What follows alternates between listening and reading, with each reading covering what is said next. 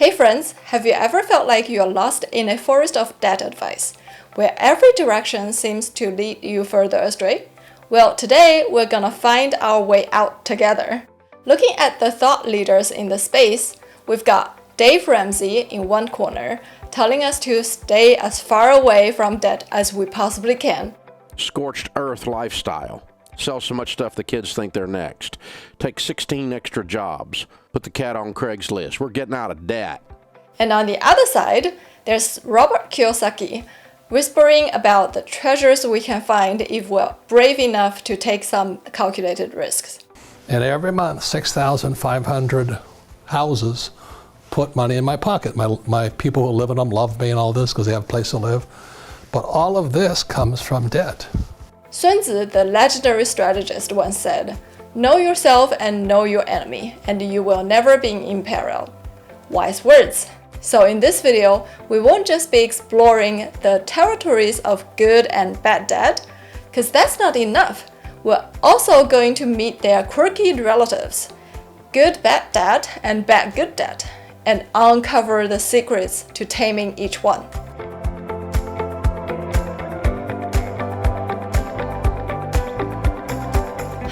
I'm Prudence Zhu, your friendly neighborhood CPA and fee-only financial planner. Think of me as your guide through the financial wilderness, with a compass to point the way and a trumpet to keep the spirit high, so that you can live the life you want and absolutely deserve. First things first, not all debt is created equal.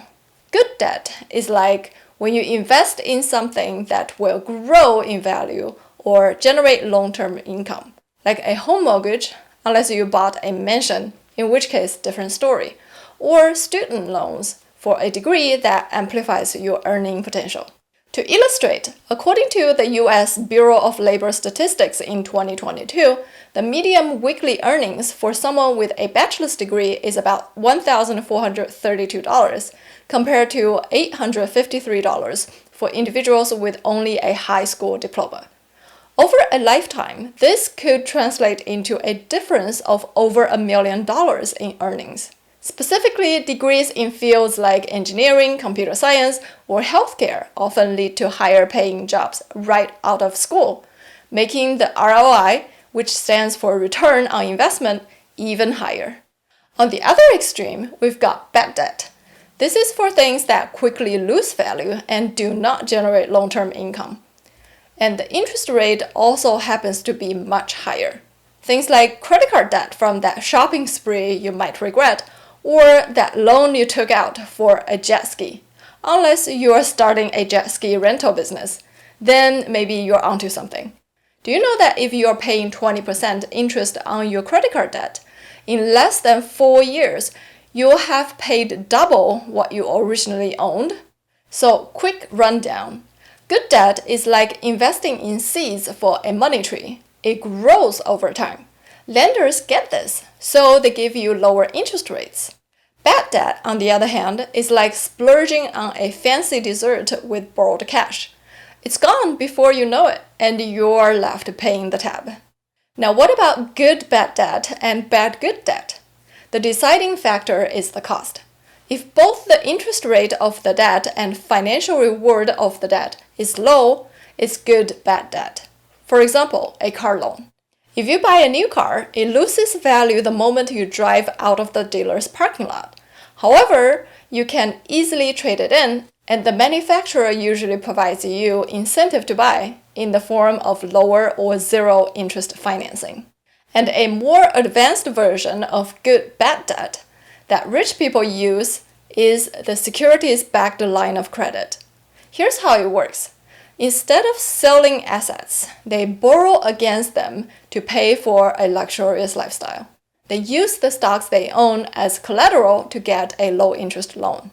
And for them, the goal here is to avoid paying taxes, since borrowing is not a taxable event, whereas selling appreciated assets is. If you're interested in this topic, let me know in the comments below, and I'll make a separate video to explain. Let's move on to bad good debt. It is when both cost and growth potential are high. For example, max out your credit card to start a business. We all know that if the business takes off soon after, it's definitely worth it.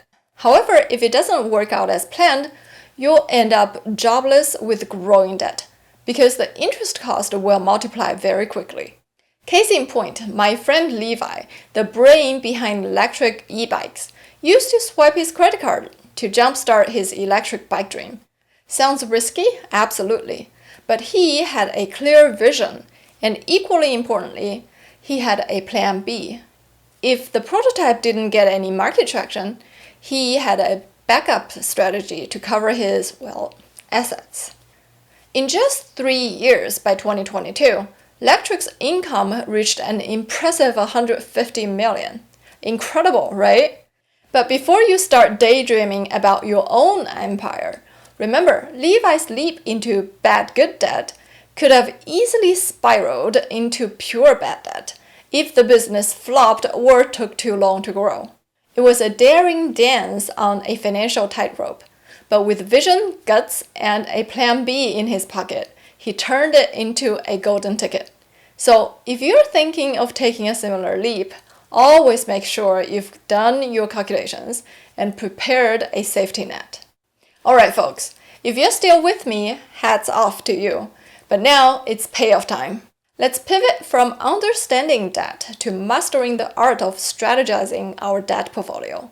Just as you've diversified in the stock market, your debt deserves a blueprint too. Here we go. 1. Leveraging good debt.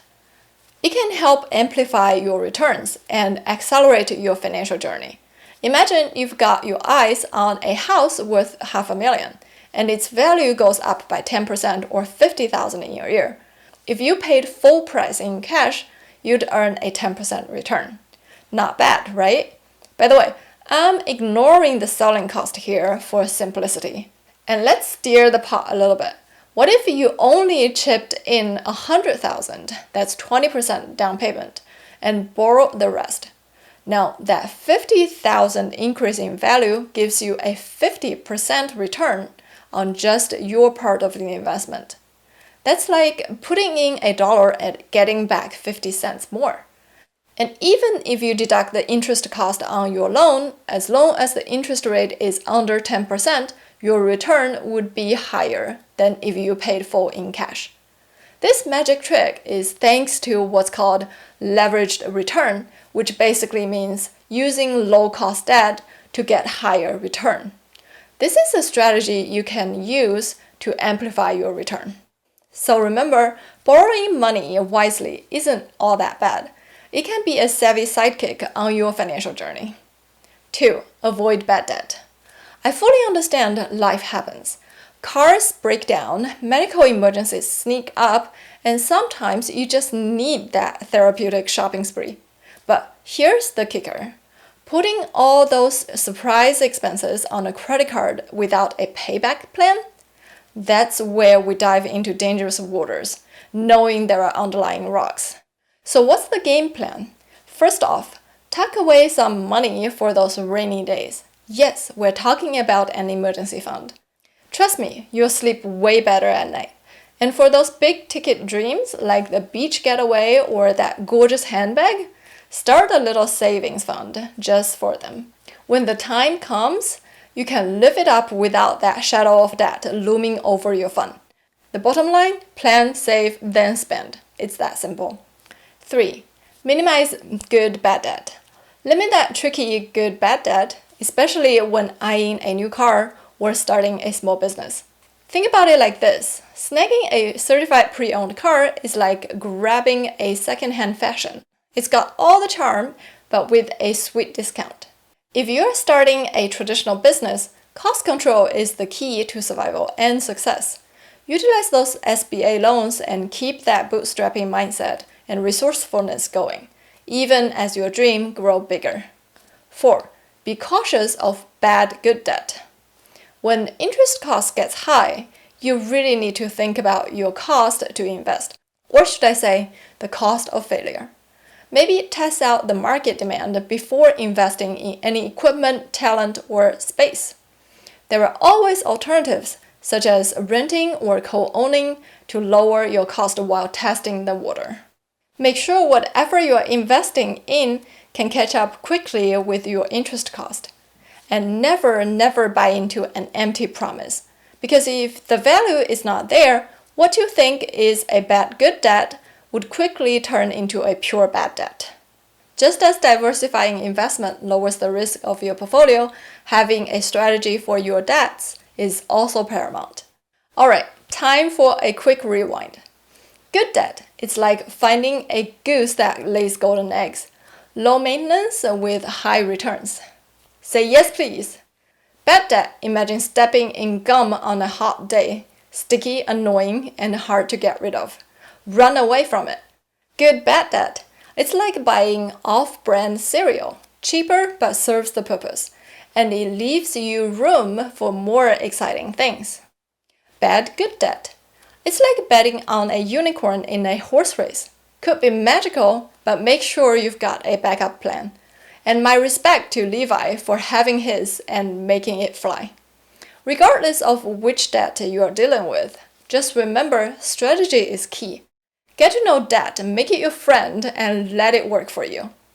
And when you reach your financial freedom, don't thank me, thank yourself. A quick heads up. If you found this video intriguing and want to dive deeper into financial wellness and strategy, I've got a treat for you. I host monthly webinars on tax and wealth strategies. You should check them out, especially if you're serious about leveling up your financial game. I'll add the link in the comments below. Wow, you've made it to the end. High five! If this video lit a little fire in your financial soul, go ahead and hit that thumbs up button. If you have a wild story or curious question, spill it out in the comments below. Let's keep the conversation going. We're on this financial journey together, and the sky is the limit. See you next time.